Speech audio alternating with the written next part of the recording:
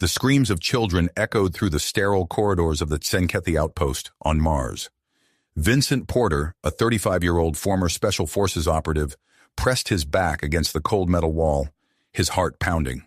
He had come for his son, Ethan, but what he found chilled him to his core.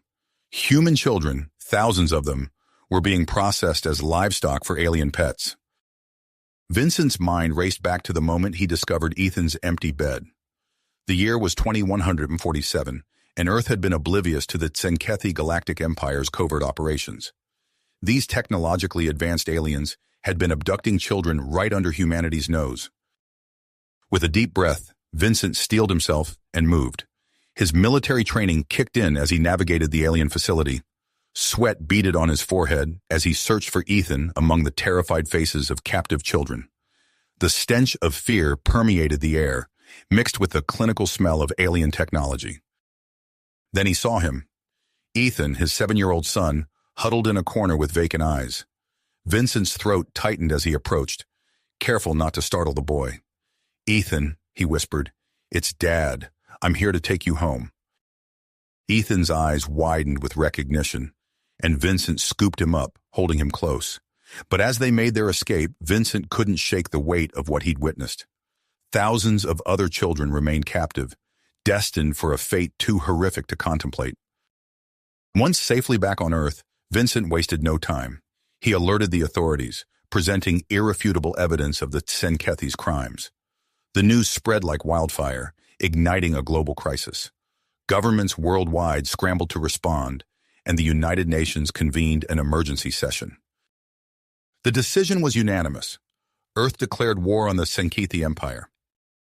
Humanity's response was swift and decisive. Civilian industries pivoted overnight, retooling for wartime production. Scientists worked around the clock, reverse engineering captured Tzenkethi technology. Within months, humanity had developed advanced weaponry and even unlocked the secrets of faster-than-light travel. Vincent found himself thrust into the center of Earth's war effort. His first-hand experience with the Tzenkethi made him an invaluable asset. Military leaders recruited him to lead a covert strike team, tasked with infiltrating Tzenkethi territories, gathering intelligence, and sabotaging key installations. As Vincent prepared for his mission, Earth launched its newly minted fleet into space. The first skirmishes erupted near the solar system, catching the Tzenkethi off guard. Gruss, a high-ranking Tzenkethi military commander, sneered at reports of human resistance. He dismissed them as primitive beings, incapable of posing a real threat to the mighty Tzenkethi Empire. This arrogance proved costly. The Tzenkethi suffered early losses, their overconfidence leaving them vulnerable to humanity's fierce determination. As the conflict escalated, both sides endured heavy casualties. The brutality of the war intensified with each passing day. Earth's military leaders, driven by rage over the child abductions, adopted a scorched Earth policy. They poured resources into developing planet-killer weapons, capable of rendering entire worlds uninhabitable. The message was clear. Humanity would stop at nothing to protect its children and punish those who had wronged them. As Vincent's team embarked on their perilous mission, the fate of both species hung in the balance. The stage was set for a brutal, no-holds-barred conflict that would determine the future of humanity and the Tzenkethi Empire. The galaxy watched, holding its breath, as an enraged humanity prepared to unleash its full fury upon those who dared to treat their children as mere fodder for alien pets. Vincent Porter stood in the hangars bay of Earth's orbital military station, his eyes fixed on the sleek, dark vessel before him. The Shadow Unit's ship, christened Nightshade, was a marvel of reverse-engineered Tzenkethi technology. Its hull seemed to absorb light, making it difficult to focus on for long. "She's ready, sir," Marcus Chen said, approaching Vincent. The explosives expert's eyes gleamed with excitement.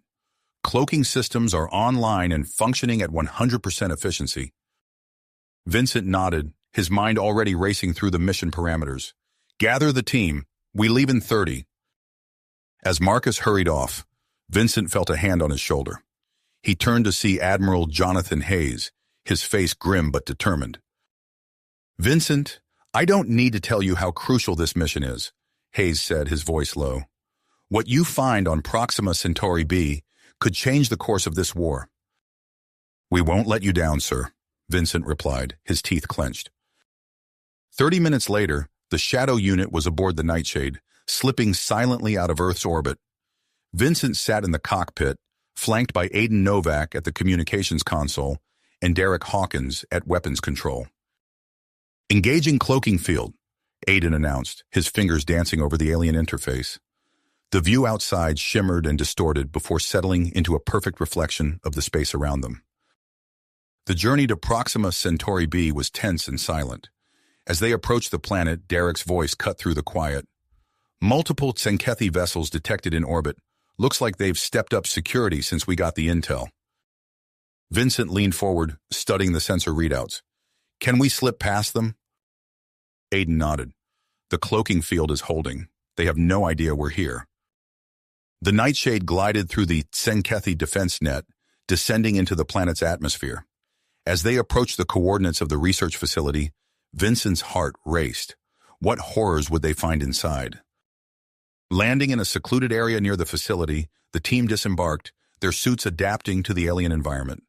Vincent led the way, his weapon at the ready as they approached the imposing structure. Aiden worked quickly at the entrance, bypassing the security systems with ease. "We're in," he whispered, the door sliding open silently. The interior of the facility was a nightmare made real. Sterile white corridors led to laboratories filled with stasis pods, each containing a small mutated form. Vincent's stomach churned as he recognized the twisted features of human children, their DNA corrupted by Tsenkethi experimentation. "My God," Marcus breathed, his face pale. "What have they done?" Vincent forced himself to focus.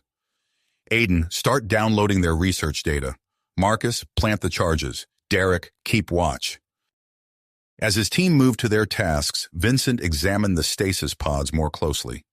His heart nearly stopped as he recognized a face. Sarah Thompson, a girl who had gone missing from Chicago 3 months ago. Her features were distorted, alien ridges protruding from her forehead and cheeks. A sound from an adjoining room snapped Vincent back to attention. He signaled to Derek, and they moved cautiously towards the source. As they entered, they found themselves face to face with a female Tsenkethi, her scaled skin a mottled purple, and her eyes wide with surprise. "Dr. Kraz, I presume," Vincent said, his weapon trained on her. The Tsenkethi scientist hissed, reaching for a control panel. Derek's shot struck her arm, causing her to cry out in pain and stumble back. "We're taking you with us," Vincent declared, moving swiftly to restrain her. Alarms blared throughout the facility. "Time to go," Vincent shouted into his comm. "Rendezvous at the extraction point." The team raced through the corridors, Dr. Kraz in tow. As they reached the exit, a squad of Tsenkethi guards appeared, weapons blazing. Derek took cover, returning fire with precision. "Go!" he yelled. "I'll hold them off!" Vincent hesitated for a split second before nodding. He and Marcus dragged the struggling Dr. Kraz towards the Nightshade, while Aiden provided covering fire. As they reached the ship, a massive explosion rocked the facility. Derek emerged from the smoke, sprinting towards them. "Thought you could use some extra fireworks," he grinned, boarding the vessel. The Nightshade lifted off, its cloaking field engaging just as Tsenkethi fighters scrambled to pursue. As they broke atmosphere, Vincent allowed himself a moment of relief. They had succeeded, but the images of those mutated children would haunt him forever. Back on Earth, the Shadow Unit's mission was hailed as a major victory. The data they had retrieved provided invaluable insights into Tsenkethi bioengineering techniques, and Dr. Kraz proved to be a goldmine of information under interrogation. Meanwhile, in the Epsilon Eridani system, humanity's first major offensive against the Tsenkethi Empire was underway. Admiral Hayes stood on the bridge of the EFS Indomitable, watching as his fleet of 500 warships engaged the enemy. "Plasma cannons at full charge, sir," his weapons officer reported. "Quantum torpedoes armed and ready." Hayes nodded grimly. "All ships commence attack pattern Delta. Let's show these bastards what humanity is capable of." The space around Epsilon Eridani erupted in a dazzling display of destructive power. Earth ships moved with unexpected agility, their weapons tearing through Tsenkethi shields with surprising effectiveness. In the thick of the battle, Lieutenant Commander Sarah Chen piloted her stealth fighter, Call sign Wraith, towards the Tsenkethi flagship. Wraith squad, form up on me, she ordered. We're going for their shields. Chen's squadron weaved through the chaos of battle, their advanced stealth technology allowing them to approach the massive Tsenkethi vessel undetected. Fire EMP torpedoes on my mark, Chen commanded. 3, 2, 1, mark! A salvo of specialized torpedoes struck the flagship, overloading its shield generators. Chen allowed herself a tight smile as she reported back to the fleet. Flagship shields down. She's all yours, Admiral. As Earth forces moved to capture the crippled Tsenkethi ship, the tide of battle turned decisively in humanity's favor. The Tsenkethi, caught off guard by the humans' technological leap and strategic prowess, began a hasty retreat. Admiral Hayes watched with grim satisfaction as the enemy fled. Send word to Earth, he ordered. The Epsilon Eridani system is ours. As news of the victory spread, a spark of hope ignited across human-controlled space. For the first time since the war began, victory seemed possible. But in the depths of Tsenkethi space, on worlds yet untouched by human forces, a new threat was brewing, one that could bring humanity to its knees. The Tsenkethi, once thought invincible, now faced an enemy unlike any they had encountered before. In a secure facility deep beneath the Rocky Mountains, Vincent Porter gritted his teeth as waves of pain washed over him. His skin burned as it stretched and morphed, taking on the mottled purple hue of Tsenkethi scales. Beside him, Marcus Chen let out a muffled groan, his face contorting as ridges formed along his brow. How much longer? Vincent managed to ask through clenched teeth. Dr. Evelyn Reeves, her eyes filled with a mix of fascination and concern, checked her instruments. The genetic modification is nearly complete, just a few more minutes. As the pain subsided, Vincent caught his reflection in a nearby monitor.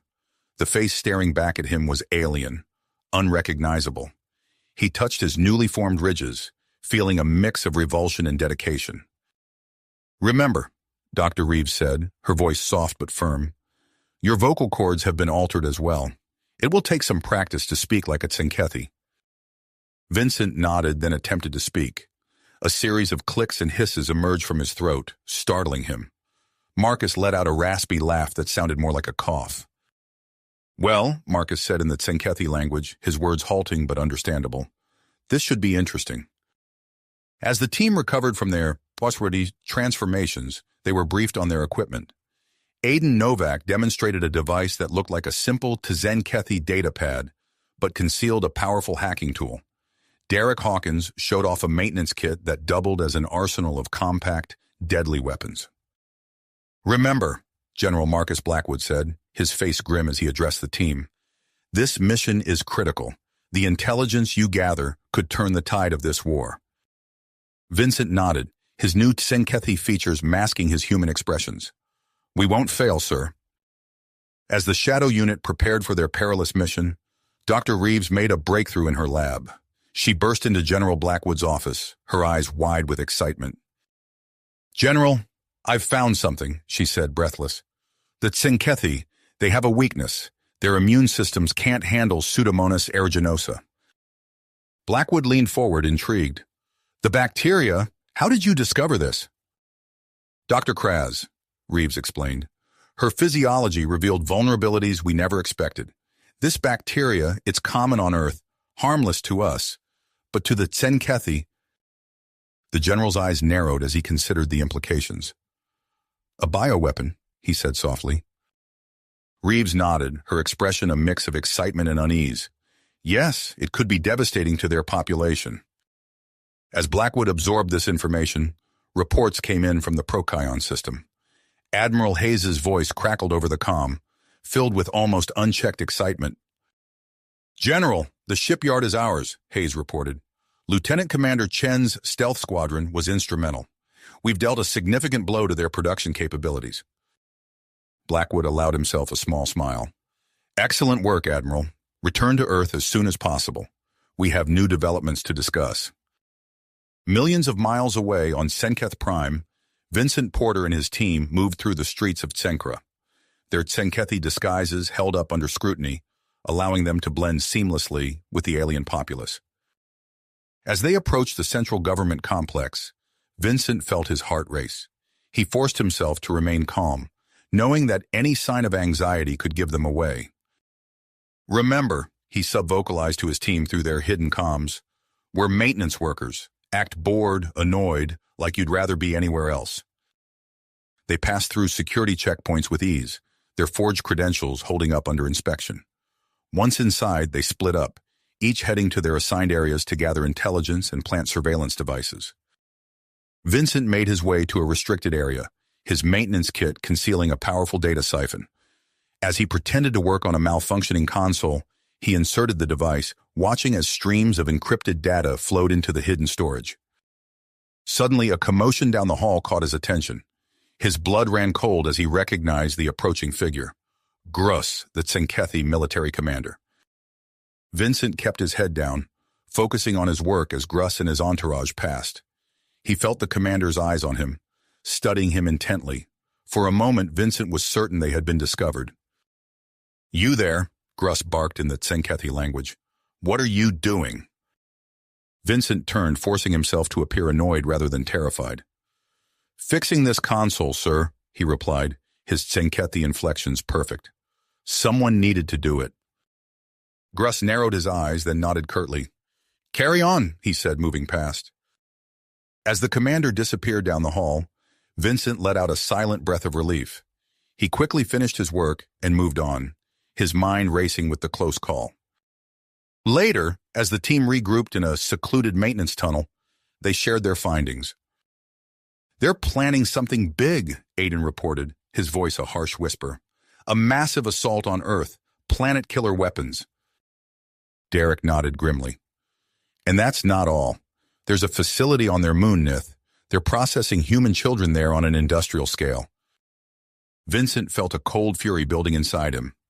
"We need to split up," he decided. "Marcus and I will go to Nith. You two stay here, gather more intel, and plant the explosives." As they finalized their plans, Vincent couldn't shake the feeling that they were racing against time. The fate of humanity hung in the balance, and the Shadow Unit was all that stood between Earth and annihilation. On Nith, Vincent and Marcus moved silently through the massive processing facility. The sights that greeted them were beyond horrific. Row upon row of human children, their small bodies hooked up to machines that systematically broke them down into component parts. Vincent felt bile rise in his throat, but he forced it down. There would be time for grief and rage later. Now they had a job to do. As they planted explosives throughout the facility, Marcus suddenly froze. "Vincent," he whispered, pointing to a nearby stasis pod. Vincent looked and his heart nearly stopped. Inside, barely recognizable but unmistakable, was Sarah Thompson, the girl whose face he had seen in the Proxima Centauri B facility. "We have to get her out," Vincent said, his voice hoarse. Marcus nodded, already working on the pod's controls. "I'll need a few minutes." As Marcus worked to free Sarah, Vincent continued planting explosives, his movements fueled by a mix of desperation and fury. They had come here to gather evidence and cause damage, but now they had a new mission: rescue. Back on Earth, Dr. Reeves worked tirelessly in her lab, modifying the Pseudomonas aeruginosa bacterium. She knew the ethical implications of what she was doing, but the images of processed human children kept her going. This was war, and the enemy had crossed lines that could never be uncrossed. General Blackwood entered the lab, his face etched with the weight of command. "How soon, Doctor?" he asked. Reeves looked up from her microscope, her eyes red-rimmed from lack of sleep. "We're close, General. Very close." As humanity prepared for its most daring and controversial assault yet, the Shadow Unit raced against time on Tsenketh Prime and Nith. The fate of two species hung in the balance, with the lines between right and wrong blurring in the face of unimaginable atrocities. Atrocity hung in the balance. Vincent Porter steeled himself as he and Marcus Chen infiltrated deeper into the processing facility on Nith. The acrid smell of chemicals and the soft hum of machinery filled the air, masking the true horror of what lay within. As they rounded a corner, Vincent's breath caught in his throat. Rows upon rows of stasis pods lined the walls, each containing a small, motionless form. He activated the concealed camera in his Tsenkethi disguise, documenting the nightmarish scene. "My God," Marcus whispered, his voice barely audible through their hidden comms. "We need to get this evidence back to Earth." Vincent nodded grimly, planting another explosive charge beneath a control panel. They moved swiftly through the facility, their Tsenkethi maintenance worker disguises, holding up under the occasional scrutiny of passing guards. As they reached the central processing chamber, Vincent froze. A group of human children, no more than 30 in number, huddled together in a holding pen. Their eyes were wide with fear, their small bodies trembling. Vincent's mind raced. Their mission parameters were clear: gather intelligence, plant explosives, and get out. But faced with the reality of these children's fate, he knew he couldn't leave them behind. "Marcus," he said, his voice low and urgent, "change of plans. We're getting these kids out of here." Marcus looked at him, surprise evident even through his Tsenkethi features. "That wasn't part of the mission. How are we going to—" "I don't care," Vincent cut him off. "We'll figure it out. Start working on those locks." As Marcus began hacking the holding pen's security system, Vincent approached the children. He spoke softly in English, trying to calm them. "We're here to help. We're going to get you out of here." A small girl with matted blonde hair looked up at him, confusion in her eyes. "But you're one of them," she said, her voice barely a whisper. Vincent's heart clenched. He knelt down, meeting her gaze. "No, we're not. We're human like you. This is just a disguise." He gestured to his Tsenkethi features. "We're soldiers from Earth, and we're going to take you home." As understanding dawned on the children's faces, Marcus called out, "I've got it! The locks are disengaged!" Vincent helped the children out of the pen, instructing them to stay close and quiet. As they made their way towards the exit, alarms suddenly blared throughout the facility. "They've detected the security breach," Marcus said, his voice tense. "We need to move now." They rushed through the corridors, Vincent leading the way with Marcus bringing up the rear. The sound of heavy footsteps echoed behind them as Tsenkethi security forces converged on their location. As they rounded a corner, a blast of energy scorched the wall next to Vincent's head. He pushed the children behind a bulkhead, drawing his concealed weapon. "Marcus, get them to the shuttle," Vincent shouted, returning fire at the advancing Tsenkethi guards. Marcus hesitated for a moment, then nodded, herding the children towards the hangar bay. Vincent provided covering fire, his shots precise and deadly in the confined space.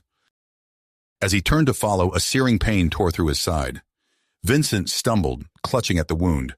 He could hear Marcus shouting his name, but it sounded distant, muffled. Gritting his teeth against the pain, Vincent forced himself to move.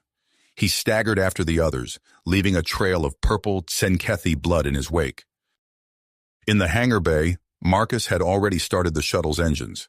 He saw Vincent stumble in, his disguise rippling as the genetic modifications struggled to maintain cohesion. "Vincent!" Marcus yelled, rushing to support his wounded comrade. As he helped Vincent into the shuttle, a barrage of weapons fire peppered the hull. Marcus sealed the hatch and rushed to the controls. The shuttle lifted off, shuddering under the impact of Tsenkethi weapons. As they broke through the atmosphere, the processing facility erupted in a series of explosions, the charges they had planted detonating in sequence. Vincent, his vision blurring, activated the shuttle's long-range communications. "This is Shadow Unit to any Earth forces. We have critical intel and rescued civilians, requesting immediate assistance." As the message repeated, Vincent's eyes drifted to the scared faces of the children huddled in the shuttle's hold. Despite the pain and the danger, a small sense of triumph filled him. They had saved these lives, exposed the Tsenkethi's crimes. Whatever happened next, this victory could not be taken from them. The shuttle shuddered again as Tsenkethi fighters closed in. Marcus's hands flew over the controls, executing evasive maneuvers. "Hold on," he shouted. "This is going to get rough." As they hurtled through space, alarms blaring and systems failing, Vincent closed his eyes. He thought of Earth, of the people fighting this war, and of the lives they had just saved. In that moment, despite the odds stacked against them, he allowed himself to hope. Thousands of light years away, aboard the newly christened carrier Avenger, Commander Sarah Chen received the distress call. Her heart raced as she recognized Vincent's voice beneath the static. "Admiral Hayes," she called over the fleet's command channel. "Shadow Unit is requesting assistance, permission to break formation and provide support." There was a moment of silence. Then Hayes' gruff voice came through. "Granted, Commander.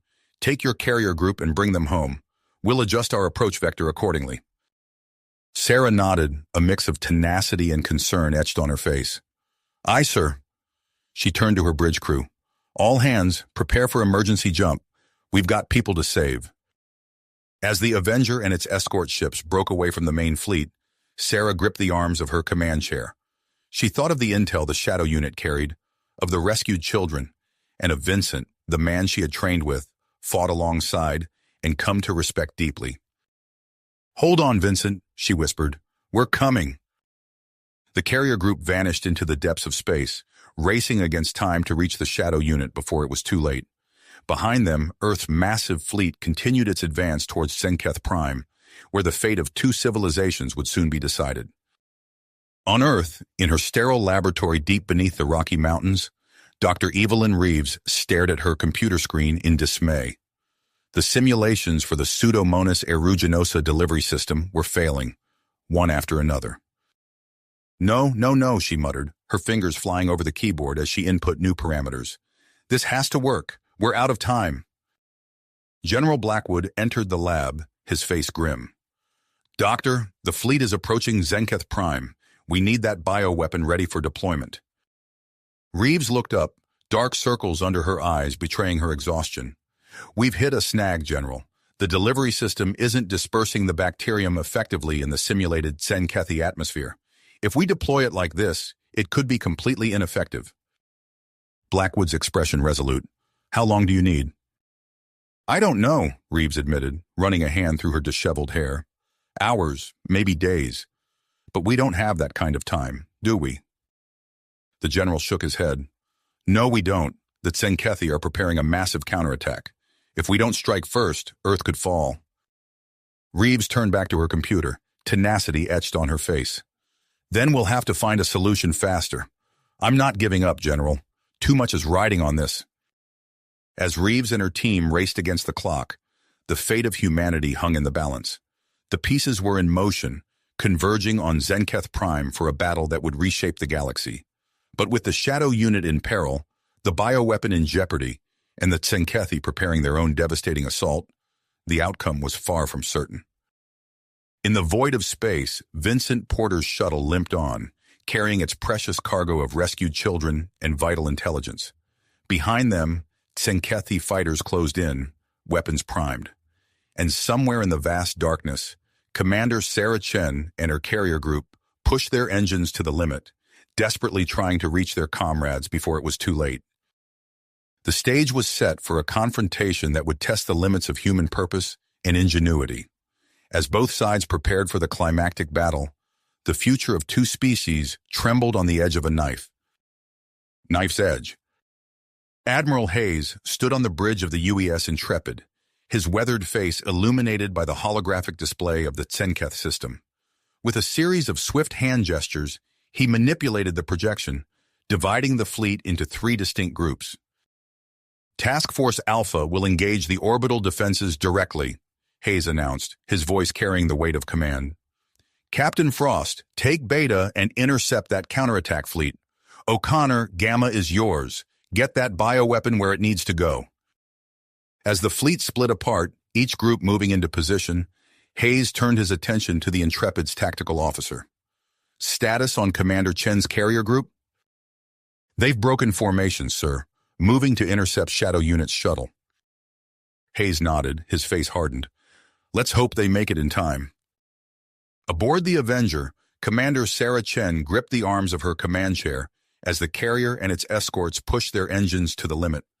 The bridge hummed with tension, every crew member acutely aware of the stakes.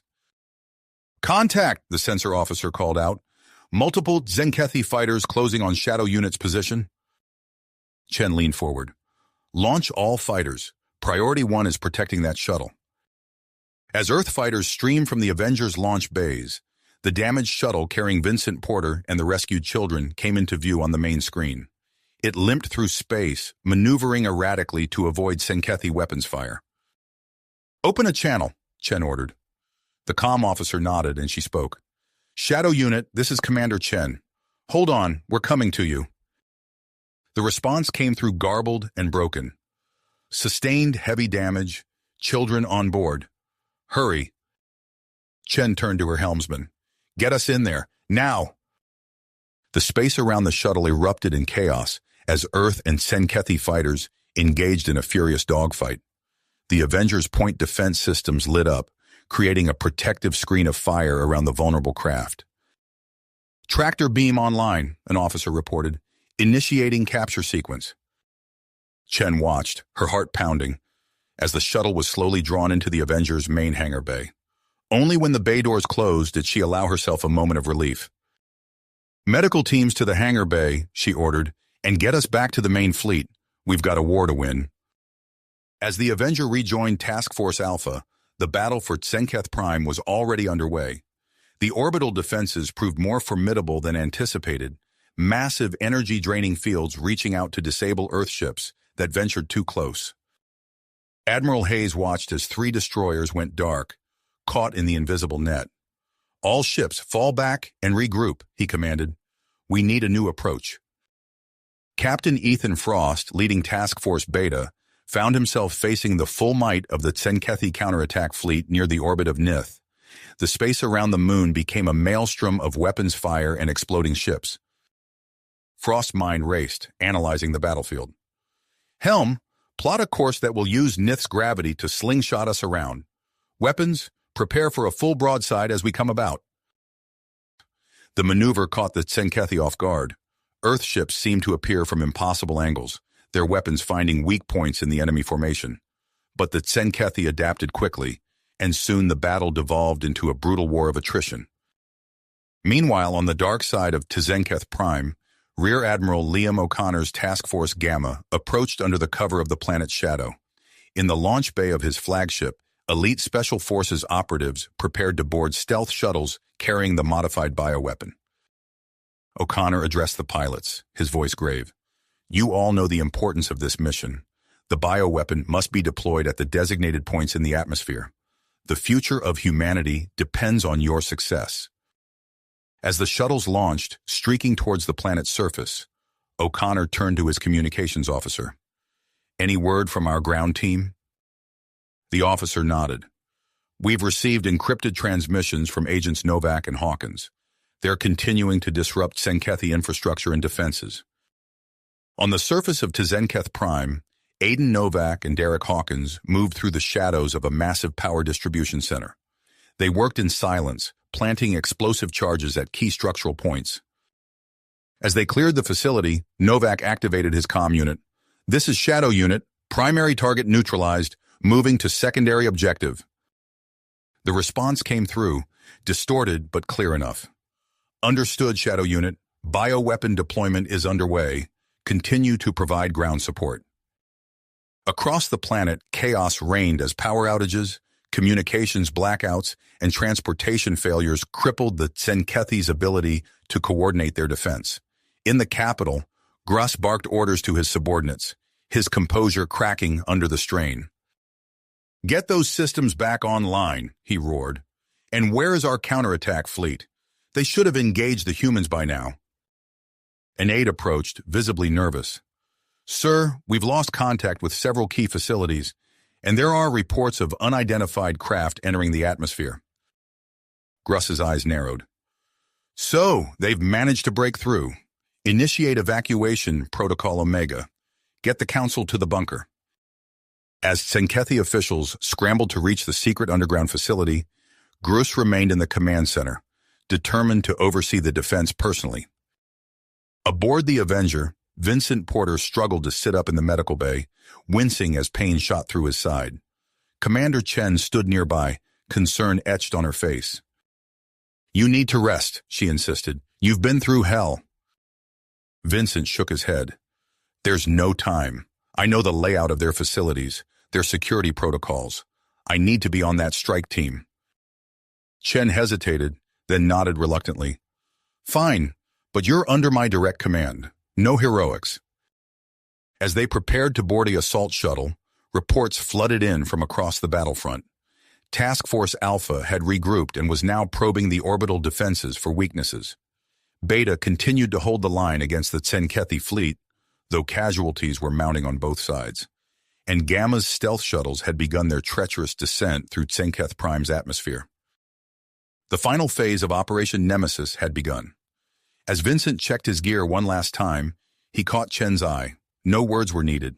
They both understood the gravity of what lay ahead. With a nod to the pilot, the assault shuttle's engines roared to life, carrying them towards the planet's surface in the secret bunker that housed the Tzenkethi leadership. The fate of two species hung in the balance as the battle raged on multiple fronts. The precise deployment of the bioweapon and the capture or elimination of the Tzenkethi leadership would determine the outcome of this risky move.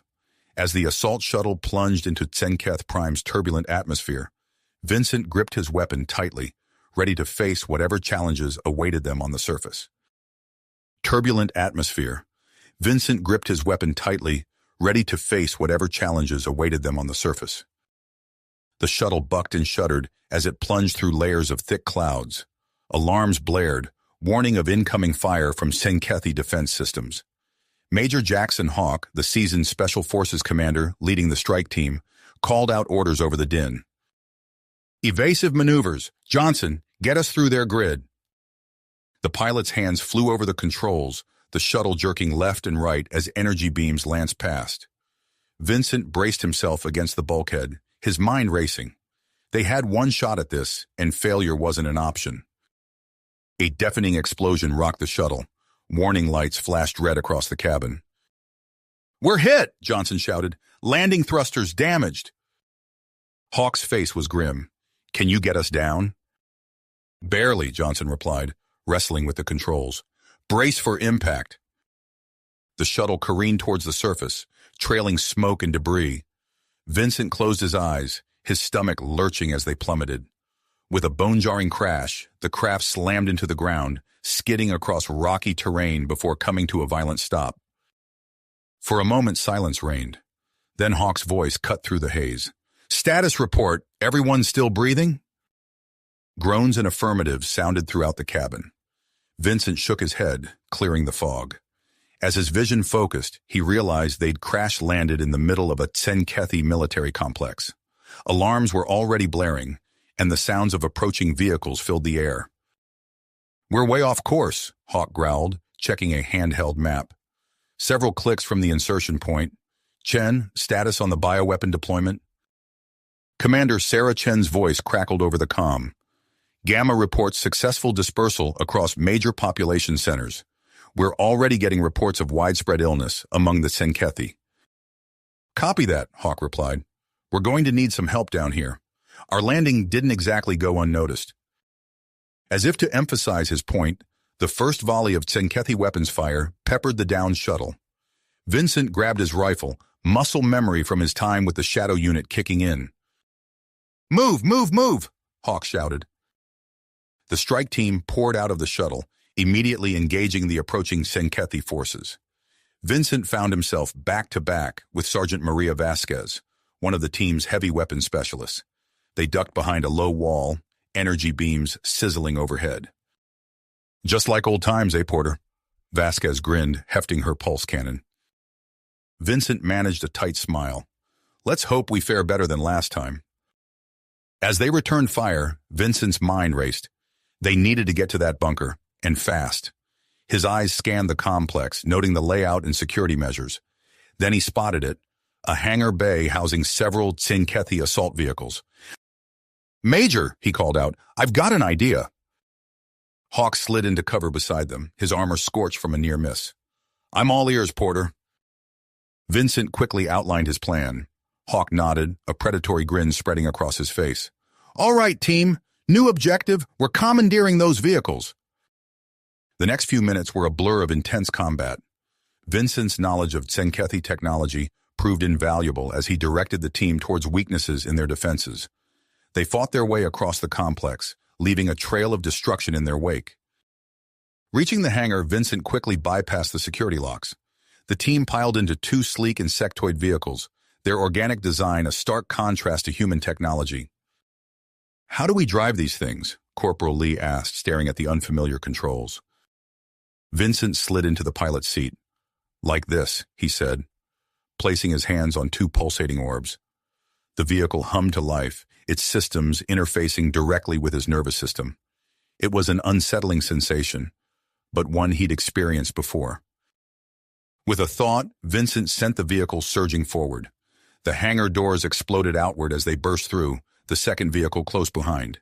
Tzenkethi forces scrambled to respond, but the human operatives were already speeding towards the capital city.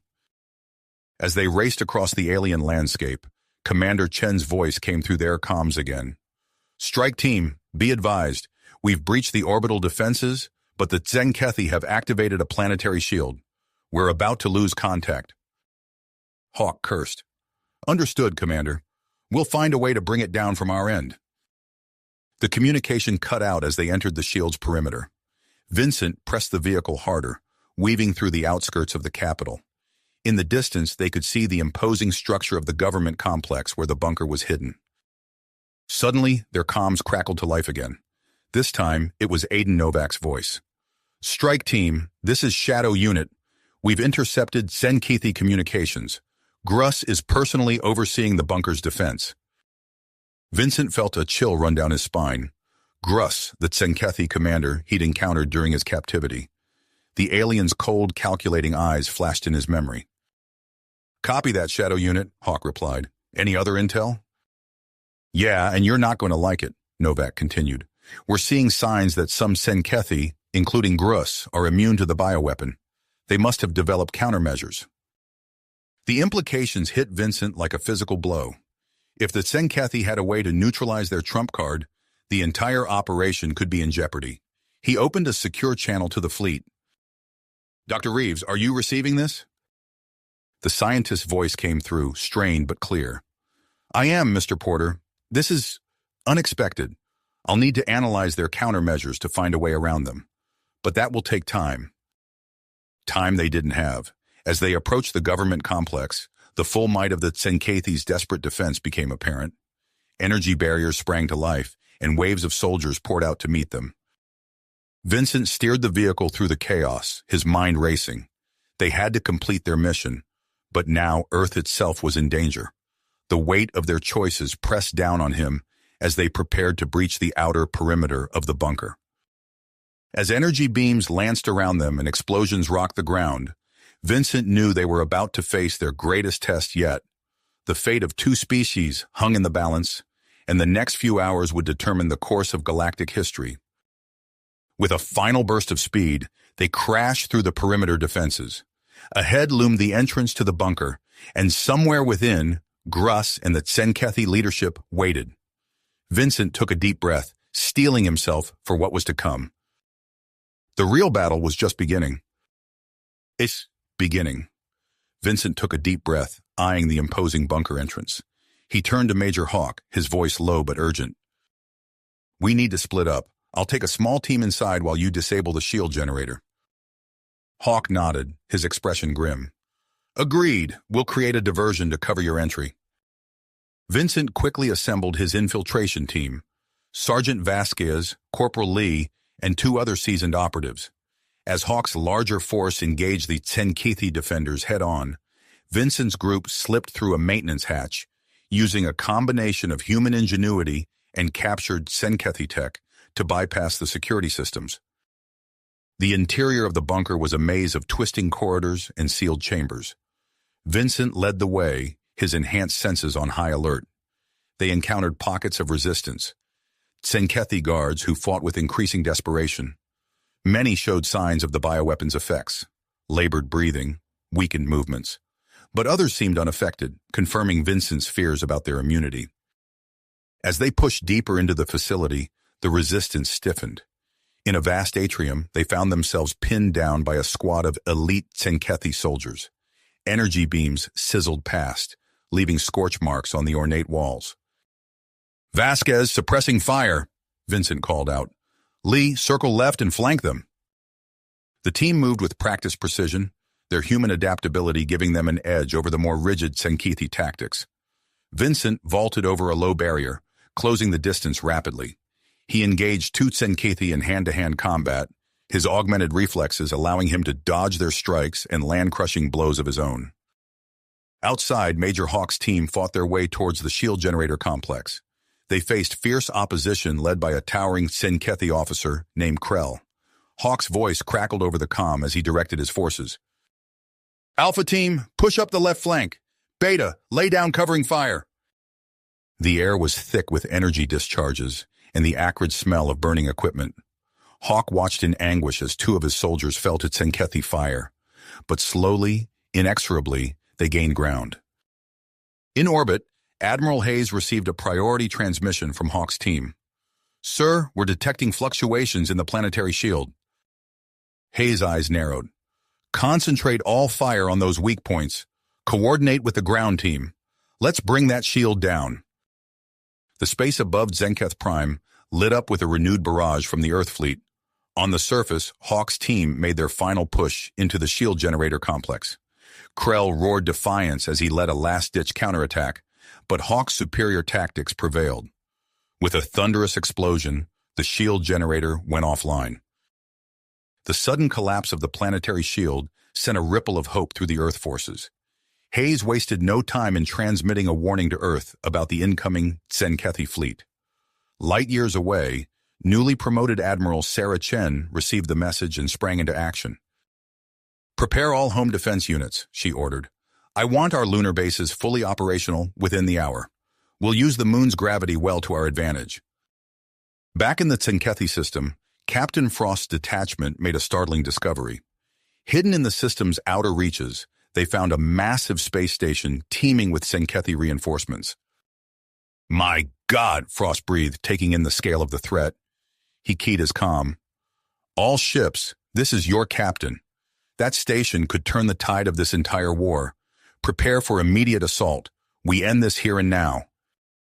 On the surface of Tsenketh Prime, Aiden Novak and Derek Hawkins intercepted a coded transmission.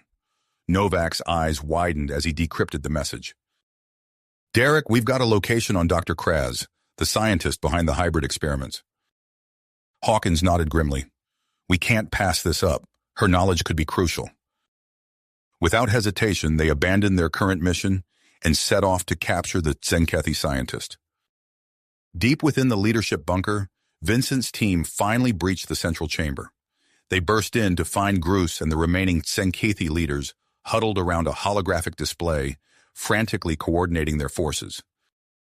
Gruss's alien features contorted in a mixture of rage and surprise. "You!" he snarled, recognizing Vincent. The room erupted into chaos. Energy weapons discharged, filling the air with crackling beams.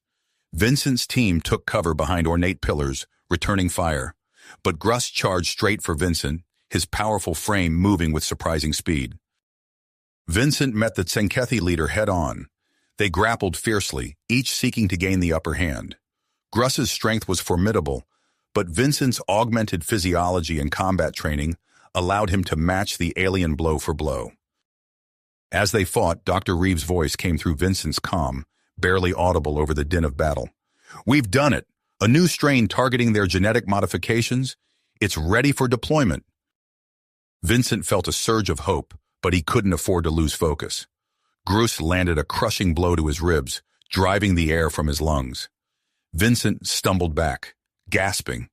The Tsenkethi leader pressed his advantage, his eyes gleaming with triumph. But Vincent had been pushed to his limits before.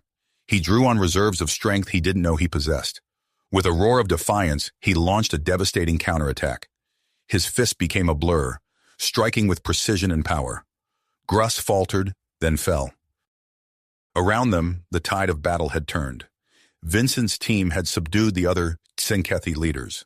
The central chamber, once a symbol of Tsenkethi power, now lay in ruins. Vincent stood over the fallen Gruss, his chest heaving. He keyed his comm. "This is Porter. We have control of the bunker. Tsenkethi leadership is neutralized. A cheer went up from the Earth forces, both on the ground and in orbit. But Vincent knew the war was a long way to go. The Tsenkethi counterattack fleet was still en route to Earth, and the hidden space station posed a grave threat. As reports flooded in from all fronts, Captain Frost's assault on the station, Novak and Hawkins's pursuit of Dr. Kraz, and the preparations on Earth, Vincent realized they stood at a pivotal moment in history. The next few hours would determine the fate of both species. He looked down at Gruss, then at his team. "Secure the prisoners," he ordered. "We're not done yet." Outside the bunker, the battle for Tsenketh Prime raged on, and light years away, Earth braced itself for the coming storm. Vincent's comm crackled to life. "Porter, this is Hawk. We've secured the shield generator complex, moving to support your position." "Copy that, Major," Vincent replied, surveying the chaos of the central chamber. Gruss lay unconscious at his feet, the other Tsenkethi leaders restrained by his team. "We have control of the bunker. Tsenkethi leadership is neutralized." As Vincent's team secured the prisoners, he accessed the bunker's computer systems. His eyes widened as he scrolled through the data. "This is a goldmine," he muttered. "Detailed intel on Tsenkethi operations across the galaxy." The bunker's massive doors groaned open, revealing Major Hawk and his forces. But they weren't alone. Two figures Vincent recognized as Shadow Unit operatives escorted a Tsenkethi in a lab coat. "Vincent," Hawk called out, "Novak and Hawkins intercepted Dr. Kraz. We're preparing for immediate extraction." Vincent nodded, his mind racing with the implications. The scientist responsible for the hybrid experiments could provide invaluable information. Outside, the sound of battle intensified. Admiral Hayes' voice came through all channels. "All Earth forces, this is Hayes. We're launching our final assault on Tsenketh Prime's orbital defenses. Ground teams, prepare for extraction." Vincent turned to Hawk. "We need to move. Get the prisoners and Dr. Kraz to the shuttles. I'll finish downloading this intel." As Hawk's team escorted the captured Tsenkethi, Vincent worked feverishly at the computer console. The bunker shook with nearby explosions, dust raining down from the ceiling.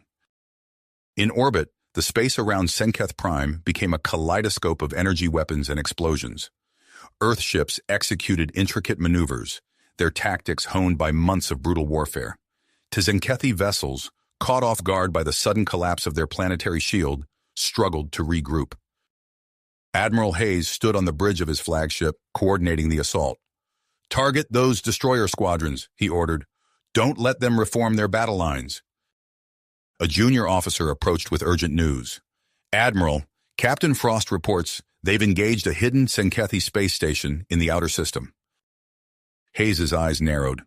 "Reinforce Frost's detachment immediately. We can't let those reinforcements reach the battle." On the distant station, Captain Frost and his crew fought a desperate battle. Lieutenant Commander Chen led a boarding party, fighting their way through twisting corridors toward the station's reactor core. Chen's voice crackled over the comm. "We've reached the central hub, planting charges now." Frost gripped his command chair. "All ships, prepare for immediate withdrawal on my mark."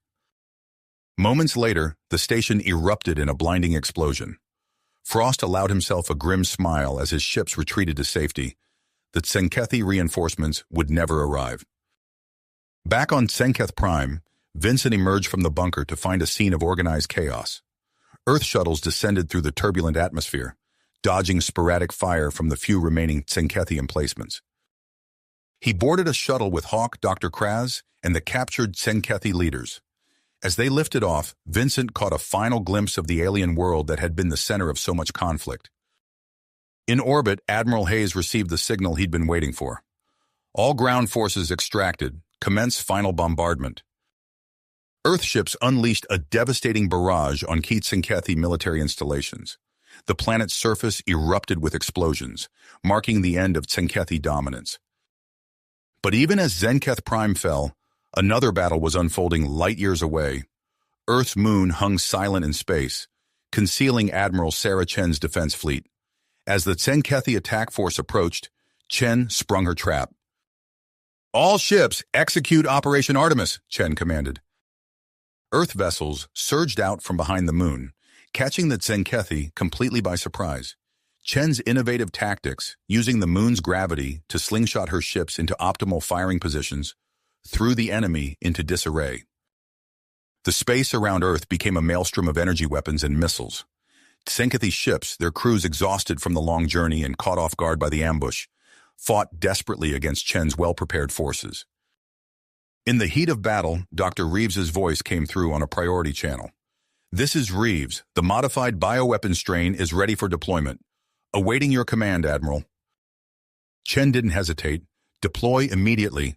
Target all Tzenkethi vessels." Specialized Earth ships moved into position, releasing clouds of microscopic particles into space. The modified bioweapons spread rapidly through the Tzenkethi fleet, neutralizing their immunity and incapacitating their crews. The once mighty armada began to crumble. Some ships drifted aimlessly, their crews incapacitated. Others, desperate to escape, were quickly picked off by Earth's forces. As the last Tzenkethi vessel fell silent, a cheer went up across Earth's fleet. Admiral Chen allowed herself a moment of relief before turning to her communications officer.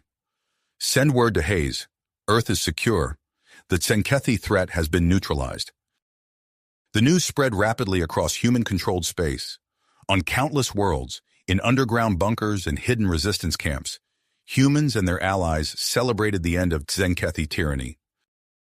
But for Vincent Porter, the work was not nearly finished. As their shuttle approached Earth, he turned to Dr. Kraz. The Tzenkethi scientist looked small and defeated, her alien features etched with worry. "Doctor," Vincent said, his voice firm but not unkind, "you have a chance to make amends for what you've done. We need information on your hybrid experiments and the locations of other human captives." Kraz met his gaze, then nodded slowly. "I will cooperate," she said, her translator struggling with the emotion in her voice. "What was done to your people? It was wrong. I see that now." As Earth grew larger in the viewport, Vincent felt the weight of the future settling on his shoulders. The war might be over, but the real work of healing and rebuilding was just beginning. You have reached the end of the story. If you enjoyed this story and want to support us, please leave a like and subscribe to our channel. And for every comment that says 88, I will heart every single one of them. Thank you for your time.